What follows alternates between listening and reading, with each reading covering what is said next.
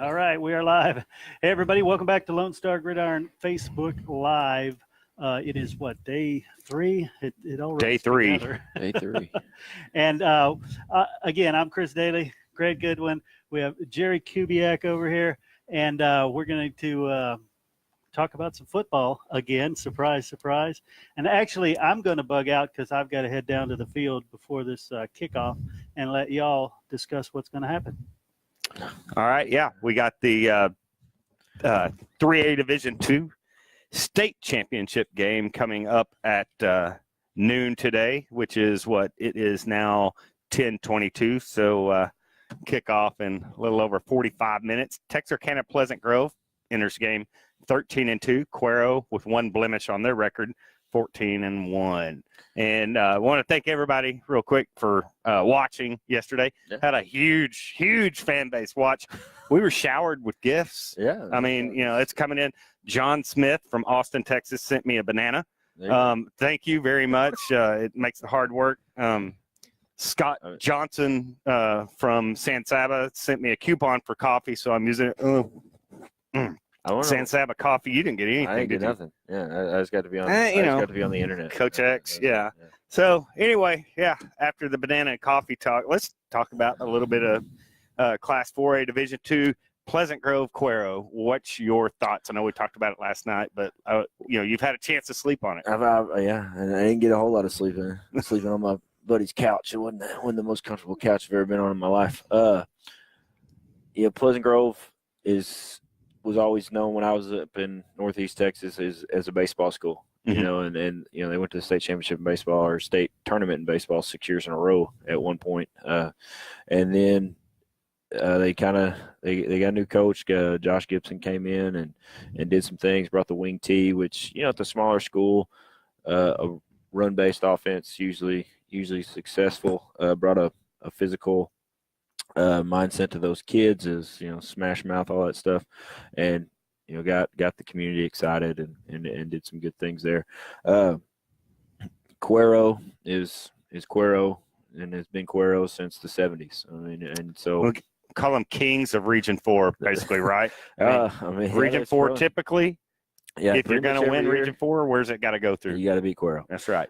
You know, going all the way, like I said last night, going all the way back to Robert Strait, the king of Texas football in the 80s and touchdown record holder for 20 years, 30 years almost. I think that coined the phrase man among boys after watching Robert Strait. I'll tell you what, there might be a man among boys for the Gobblers today in Jordan Whittington.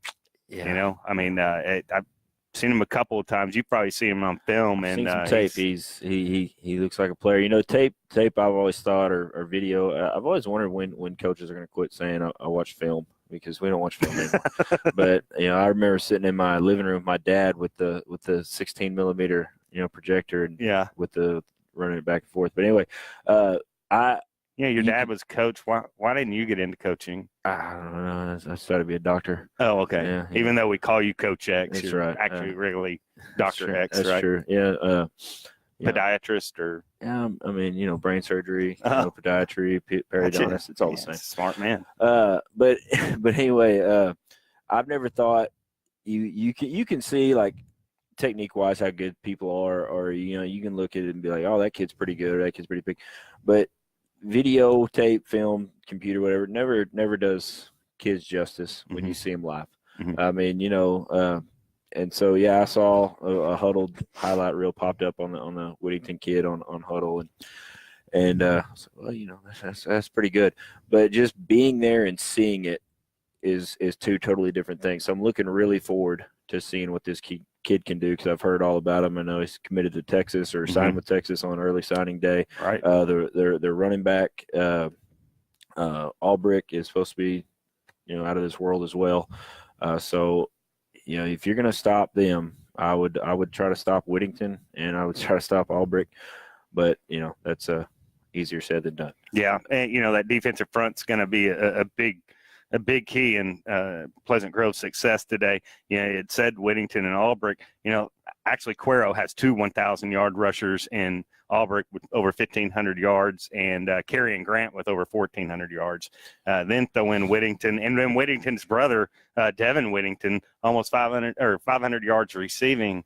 A lot of cats that can go on that on the green offense. And Cuero usually has them. I mean, like you said, if you're gonna, if you're in Region 4 and you're praying that Cuero goes, whatever classification you're in, you're playing Cuero's either Division 1 or Division 2, depending on where you are, so you don't have to play them. Mm-hmm. Pleasant Grove, Ben Harmon was their starting quarterback last year. Has done a great job leading them this year, and obviously they're back in Cowboy Stadium.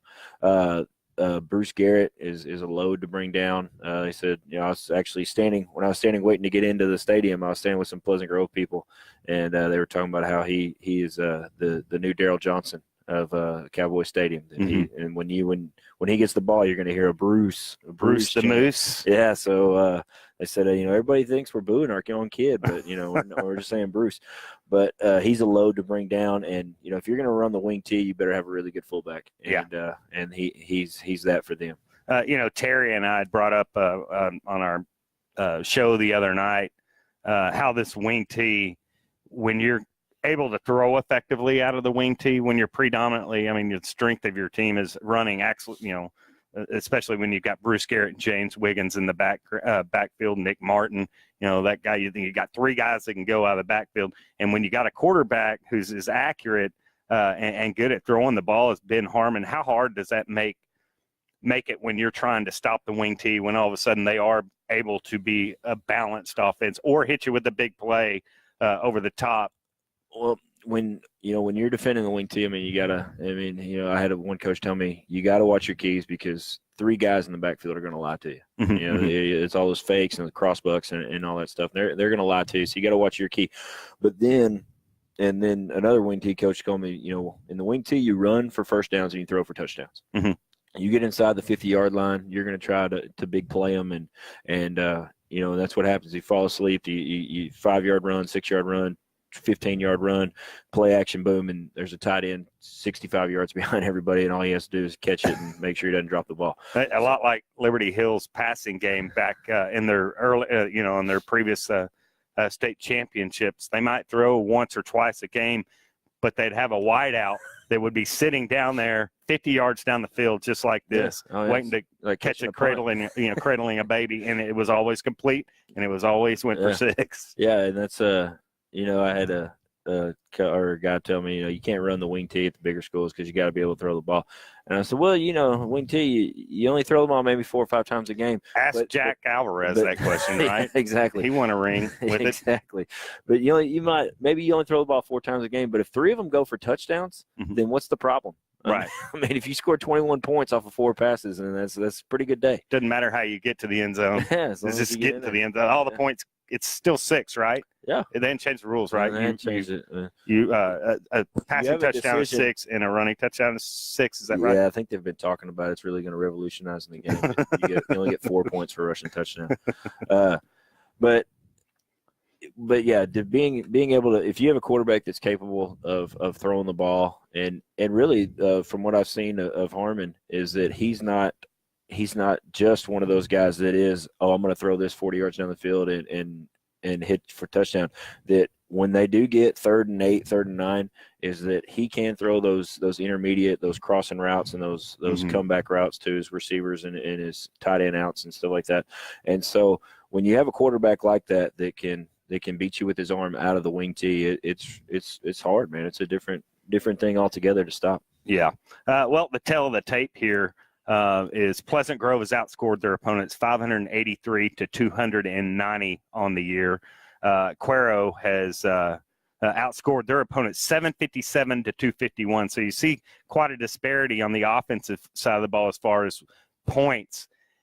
Is some of that region? You think, we're not knocking Region 4 by any means, but I think some of the gauntlet was up in Region 2 and 3, and maybe that's, would Cuero in, Region 2 put up 757. A lot of good defenses up.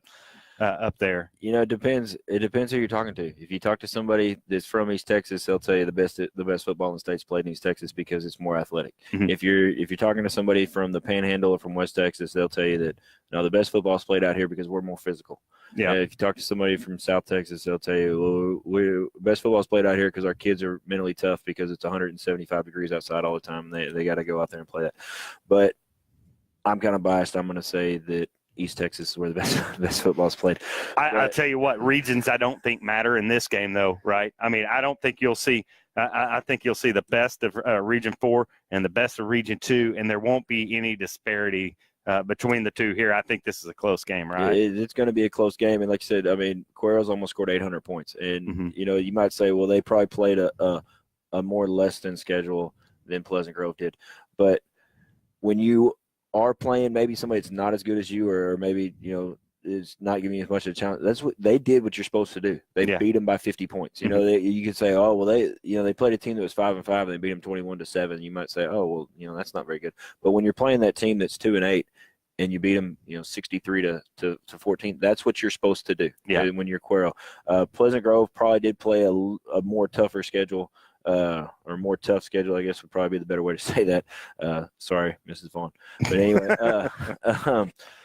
the Atlantas, the Liberty Ilos, the Gilmers, the Gladewaters, that Pleasant Grove had to play, and how do I say that list and leave off Carthage? Yeah, right. Yeah. I mean, so that's going to keep your point totals down. Is playing people like that. So Pleasant Grove did what they were supposed to do, except for in 2 games, and really in that one game against Carthage. I mean, they had Carthage scrambling in Carthage. Not many people go into Carthage and beat the Bulldogs. Made Carthage score the last possession, right? Last second, like 10 seconds left in the game. So, I mean, not a whole lot of people go to Carthage, Texas, and hold Scott Surratt and the Carthage Bulldogs to 21 points. Yeah, that would have been Carthage would have been or Pleasant Grove, if they could have just held on, would have been not only the first team to break that Carthage winning streak, which at the time I believe was the longest winning streak in UIL current, at least. And God only knows what the home winning streak was for Carthage. That's got to be in the – I tell you what, up there in the 90s, get the paper right? out there, and I don't remember the last time I've ever heard Carthage lost at home. So maybe somebody out there that's in Carthage can pop up on Terry the screen Bennett. and tell us. You need to answer that question. I bet Terry is good on the internet. He's right. good on the line. I've heard Terry's searches a lot of internet stuff. Yeah, and I'm his browser buddy, so I can't tell you. All right. Well, we are about what time is it? 35. 35. 35. 10:35, so we are not too far away from the kickoff of the Class 4A Division II state championship, pitting the Pleasant Grove Hawks versus the Cuero Gobblers here at AT&T Stadium in Arlington, Texas. So I think we've hashed this enough. Let's make our picks one more time, and I'll let you start. I have to start every time. And I never really did notice until Chris said it. You do have a lot better lighting. I want to know who your graph is. Yeah, no, I guess it's where I'm sitting. Under that, if you don't know, you can tell we're in the media coffee room up here in the press box here at AT&T Stadium. So we're setting up under the bright fluorescent lights. You'd think Jerry Jones would throw some money towards upgrading into LED lights or something. I think it'd make your skin tone look better. Come on, Jerry. On the TV. Better for the environment too. Last night I said Pleasant Grove, and then right before we went off, I said I would go to Cuero just so we'd have something to argue about. I think this, we've had some really good games. They're here, Newton, Canadian, Grandview, Malakoff last night. We've had some really close games, and that you had a 6-point game, and then and what ended up being a 14-point game in Grandview, Malakoff, but was a 7-point game until there was 20 seconds left in the game. I think this game could be closer. I think this game could be a 24-21 type game. 21-20, maybe somebody goes for 2 at the end of the game to try to win it and not go into overtime, and somebody makes a stop or somebody gets a 2-point conversion and wins by a point. And PG's played that tough schedule. They've been here last year. Cuero is Cuero, and I just think Cuero has the edge athletically with Whittington and Albrecht and their quarterback Beta, and then Whittington's you got another Whittington on your team. So I'm gonna go with the Gobblers. I'm gonna go with the Gobblers in a really close one possession field goal. Missed extra point, fumble, penalty, whatever type game. Well, if we could have a game like that, I'd be happy. I'm going to take Pleasant Grove. I agree with you. I think Cuero's probably the more athletic of the two teams, but I think in the trenches, although Cuero did get a kid on the offensive line on the AP All-State team this past week, so just because I say Pleasant Grove might be better in the trenches, and they are, but still Cuero's, they're not a bunch of marshmallows up there up front. That's what's going to make this so great. I think Pleasant Grove just probably a little bit better up front on both sides maybe. So I'm going Pleasant Grove in a close one, just like you say. So, all right, well, that's going to do it. Again, we're about 33 minutes from kickoff here at AT&T Stadium in Arlington. Don't forget to tune back in after this game as Coach X and I will be back reviewing this game and also previewing the La Vega Liberty Hill game coming up that's slated for the 3 o'clock slot today here in Arlington. But also after we do that, Chris Daly, Lone Star Gridiron, will be interviewing the city of Arlington. I guess what would that be? The city of Arlington. I don't know if it's the Chamber of Commerce or the Visitors and Bureau, probably the Visitors Bureau, and interviewing them, having them on as far as what it means to put on something like this and all that. And then they'll have Kate Hill of the UIL Media Relations, I think her media director, and Kate Hill will be on after that. So we got a full slate after this game and full slate after all afternoon. So anyway, enjoy the games. If you are probably not here, if you're watching us online, and if you are here, enjoy the day. Grab some of that popcorn. I think you pay $10 for a refillable bucket all day. That's the best deal. You and I'll be sitting in section C 232. So if you got an extra bucket, bring it to us. If you're at home, enjoy the games on Fox Sports Southwest. This should be a Texas holiday, just like Christmas. So most teams here right now could give a rip about Christmas, right? Yeah, probably not. Yeah. All right. Until after this ball game, we will tune out. Enjoy the games.